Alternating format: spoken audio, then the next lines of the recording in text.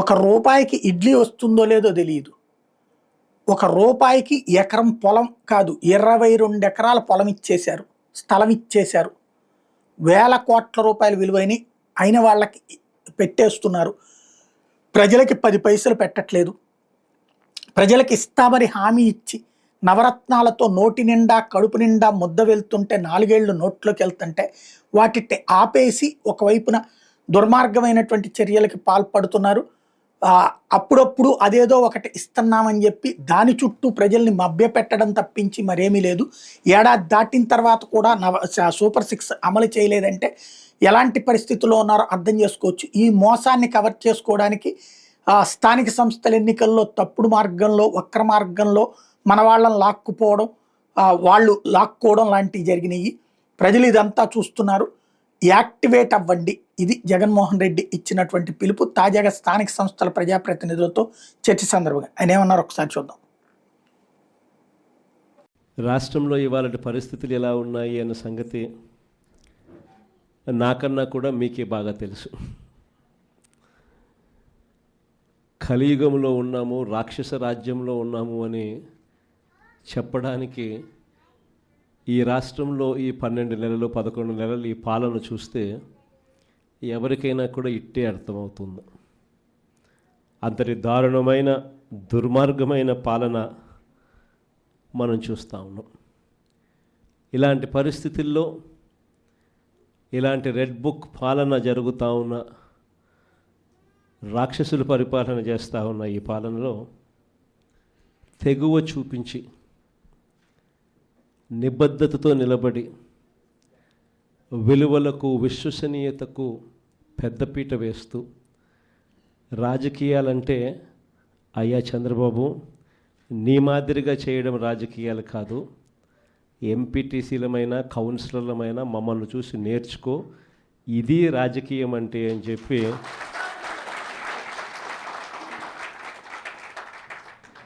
విలువలు విశ్వసనీయతకు ఇది అద్దం పట్టే రాజకీయము అని చెప్పి చంద్రబాబు నాయుడు గారికి కూడా చూపించే గొప్ప తెగువతో అందరూ కూడా గొప్ప తెగువ చూపించారు. మీ అందరి తెగువకు, విలువల పట్ల, విశ్వసనీయత పట్ల మీరు చూపించిన నిబద్ధతకు మీ అందరికీ కూడా హ్యాట్స్ ఆఫ్ తెలియజేస్తాను.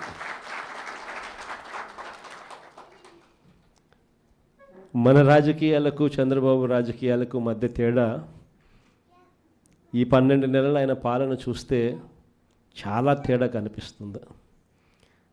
అసలు రాజకీయాలు అన్నది ఒకవైపున మనల్ని చూసినప్పుడు రాజకీయాలు అటువైపున కనిపిస్తాయి. ఈ 12 నెలలు చంద్రబాబు నాయుడు రాజకీయాలు చూసినప్పుడు రాజకీయాలు ఇటువైపున కనిపిస్తాయి. ఇద్దరి మధ్య తేడా అంత ప్రస్ఫుటంగా కనిపిస్తూ ఉంది. మనమేమో మన రాజకీయ జీవితం అంతా కూడా, మన ప్రస్థానం అంతా కూడా ఎప్పుడూ కూడా ప్రజలు మనకు అధికారం ఇస్తేనే మనం తీసుకున్నాం. దొడ్డిదారిన వెన్నుపోట్లతోనూ మోసాలు చేసి ఏ రోజు కూడా మనం రాజకీయాలు చేయలేదు. మరోవైపున చంద్రబాబు నాయుడు చూస్తే ఆయన ప్రస్థానం అంతా కూడా స్టార్టింగే వెన్నుపోట్లతోనే స్టార్టింగ్. అక్కడి నుంచి మొదలు పెడితే ఆయన ప్రస్థానం సొంత కూతుర్నిచ్చిన మామను ఎన్టీ రామారావు గారిని వెన్నుపోటు పడడం దగ్గర నుంచి మొదలు పెడితే, ఆ తర్వాత అధికారం కోసం ప్రజలను ఒకసారి కాదు, 2 సార్లు కాదు, ఎప్పుడూ ఆయన జీవితం అంతా కూడా ప్రజలను కూడా వెన్నుపోట్లు పొడుస్తూనే ఆయన రాజకీయాలు సాగిస్తూ వచ్చాడు. ఆశ్చర్యం కలిగించే విధంగా ఇద్దరి మధ్య తేడా కనిపిస్తుంది. కుప్పం మున్సిపాలిటీ నిజంగా ఆశ్చర్యం కలిగించే మున్సిపాలిటీ. చంద్రబాబు నాయుడు గారు ముఖ్యమంత్రి కాకమునుపు ఇక్కడ ప్రజాస్వామ్యబద్ధంగా ఎన్నికలు జరిగితే ప్రజలు ఓట్లు వేస్తే ఈ కుప్పం మున్సిపాలిటీలో 25 వార్డులకు గాను వైఎస్ఆర్సీపీ 19 గెలిచింది. తెలుగుదేశం పార్టీ గెలిచింది కేవలం 6. మరి తెలుగుదేశం పార్టీ గెలిచింది కేవలం 6 అయితే 25లో 19 వైఎస్ఆర్ కాంగ్రెస్ పార్టీ తరపున ప్రజలు ఓట్లేసి వైఎస్ఆర్ కాంగ్రెస్ పార్టీని గెలిపించిన పరిస్థితులు ఉంటే మరి మున్సిపల్ చైర్మన్ ఎవరు కావాలి? వైఎస్ఆర్ కాంగ్రెసే పార్టీ తరఫు నుంచే కావాలి కదా. కానీ అక్కడ కూడా దౌర్జన్యాలు, ఏ స్థాయిలోకి దౌర్జన్యాలు ఉన్నాయి అని అంటే ఏకంగా బెదిరించి మున్సిపల్ చైర్మన్ రాజీనామా చేయించి వాళ్ళ దగ్గర తీసుకోవడం, వాళ్ళ పార్టీలోకి తీసుకోవడం. అంతటితో కూడా ఆగిపోవడం లేదు.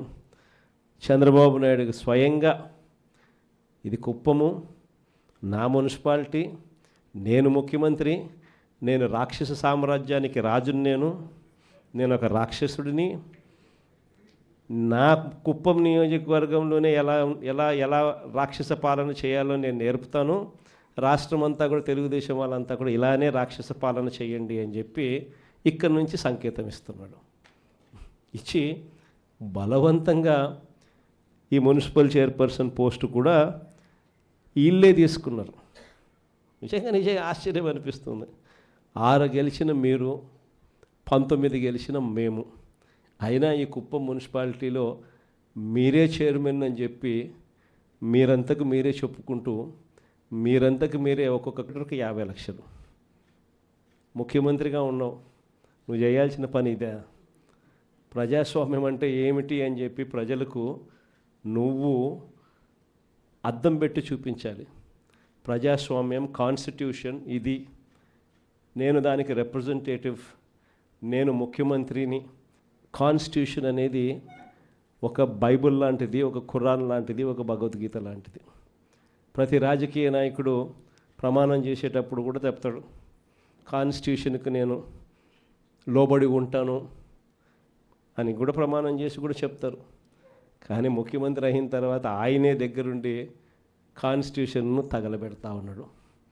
కుప్పం నియోజకవర్గంలో స్వయంగా ఆయనే తప్పుడు సంకేతాలను రాష్ట్ర వ్యాప్తంగా కూడా పంపిస్తూ 19 కౌన్సిలర్లు మనం గెలిచినా కూడా ప్రలోభాలకు, పోలీసుల దౌర్జన్యానికి నిదర్శనంగా నిలబడింది కుప్పం నియోజకవర్గం.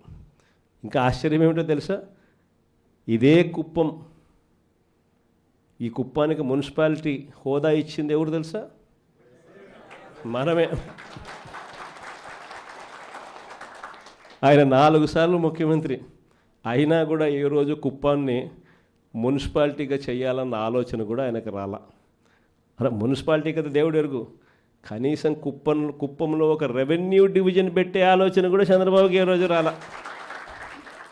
సరే రెవెన్యూ డివిజన్ కదా దేవుడు ఎరుగు, కనీసం కుప్పానికి తాగేదానికి నీళ్లు కూడా ఇచ్చింది ఎవరు అని అంటే అది కూడా మన హయాంలోనే. అలాంటి కుప్పంలో ఇలాంటి చంద్రబాబు నాయుడు రాక్షస పాలన చేస్తున్న నేపథ్యంలో ఈరోజు మనమంతా కూడా తెగువ చూపించి గట్టిగా నిలబడిన ఎంపీటీసీలు, కౌన్సిలర్లకు మీ అందరికీ కూడా అందుకనే హ్యాట్స్ ఆఫ్ చెప్తాను. విశాఖపట్నం లాంటి పెద్ద నగరాల్లో ఏం చేస్తూ ఉన్నారు? రూపాయికి ఇడ్లీ వస్తుందో లేదో నాకు తెలియదు, కానీ రూపాయికి చంద్రబాబు నాయుడు గారి హయాంలో తన బినామీలకు మాత్రం 3,000 కోట్ల రూపాయల భూములు మాత్రం ఇస్తారు. రూపాయి పెట్టుబడి పెడితే 3,000 కోట్ల భూములు. ఊరు పేరు లేని ఉర్సా అంట, ఇంకొక కంపెనీ లూలు అంట, లూలులు లిల్లీలు. ఈ కంపెనీలకు మరో 1,500 నుంచి 2,000 కోట్లు విలువ చేసే భూమి విశాఖపట్నంలో వాళ్ళకు కూడా దారాదత్తం. ఈ మాదిరిగా ఇష్టానుసారంగా లంచాలు తీసుకోవడం, నాకింత నీకింత అని పంచుకునే కార్యక్రమం జరుగుతూ ఉంది. మొట్టమొదటిసారిగా మొబిలైజేషన్ అడ్వాన్స్ అనేది మనం తీసేస్తే, మొబిలైజేషన్ అడ్వాన్స్ ఈయన అదే పనిగా తీసుకొచ్చినాడు. మనం రివర్స్ టెండరింగ్ మనం తెస్తే ఈయన రివర్స్ టెండరింగ్ క్యాన్సిల్ చేసినాడు. మనం జ్యుడిషియల్ ప్రివ్యూని మనం తీసుకొస్తే జ్యుడిషియల్ ప్రివ్యూని ఈయన క్యాన్సిల్ చేసినాడు. చేసి కాంట్రాక్టర్లు రింగ్ ఫామ్ అవుతున్నారు, ఇష్టం వచ్చిన రేట్లను పెంచేస్తున్నారు, పెంచిన రేట్లకు వేస్తున్నారు. వేస్తానే ఈయన మొబిలైజేషన్ అడ్వాన్స్ 10% ఇస్తాడు, 8% వాళ్ళు చంద్రబాబు నాయుడుకి వెనక్కిస్తున్నారు. డబ్బు ఈయన వాళ్ళకి ఇవ్వడం, ఈయన మొబిలైజేషన్ అడ్వాన్స్ కింద 10% వాళ్ళకి ఇస్తే ఈయన 8% తిరిగి ఇస్తున్నారు ఈయన జోబిలీకి. విచ్చలవిడిగా కరప్షన్. మరోవైపున చూస్తే రెడ్ బుక్ రాజ్యాంగం. ఏం చెప్పాల్సిన పనులు. రెడ్ బుక్ రాజ్యాంగం గురించి నాకన్నా మీకే బాగా తెలుసు.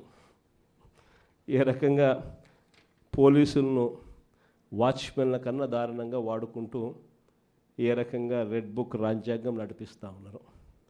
ఇంతటి దారుణమైన పాలన సాగిస్తూ ఉన్నప్పుడు ఇలాంటి దుర్మార్గం ఎక్కువ రోజు నిలబడదు. ఈరోజు ఒకటే మీ అందరికీ కూడా చెప్తా ఉన్నా, ఇంతకుముందు హయాంలో మన హయాంలో బహుశా కార్యకర్తలకు నేను అనుకున్న మేరకు నేను చేయలేకపోయి ఉండొచ్చు. ఎందుకంటే నేను వస్తూనే కోవిడ్ వచ్చింది. జూన్లో ప్రమాణ స్వీకారం మనం చేసాం. మార్చ్ కల్లా కోవిడ్ లాంటి మహమ్మారిని ఎదుర్కోవాల్సి వచ్చింది. ఇంతకుముందు ఎప్పుడూ కూడా ఊహించలేదు, ఇంతకుముందు ఎప్పుడూ కూడా చూడలేదు. రాష్ట్రంలో అయితే నాకు ఊహ తెలిసినంత వరకు నా వయసులో ఇలాంటి పరిస్థితులు కూడా ఉంటాయి, ఇలాంటి సమస్యలు కూడా రాగలుగుతాయని కూడా బహుశా ఎవరికి కూడా తట్టిండదు. కానీ ఈసారి మాత్రం మీ అందరికీ చెప్తా ఉన్నా, ఈసారి మీ జగన్, మీ బిడ్డ మీరు పడతా ఉన్న కష్టాలను చూశాడు, మీరు చూపిస్తూ ఉన్న తెగువను కూడా మీ బిడ్డ జగన్ చూశాడు. మీ అందరికీ మాట చెప్తా ఉన్నా, నెక్స్ట్ జగన్ 2లో మాత్రం కార్యకర్తలకు పెద్దపీట వేస్తాను అని మాత్రం ఖచ్చితంగా చెప్తాను.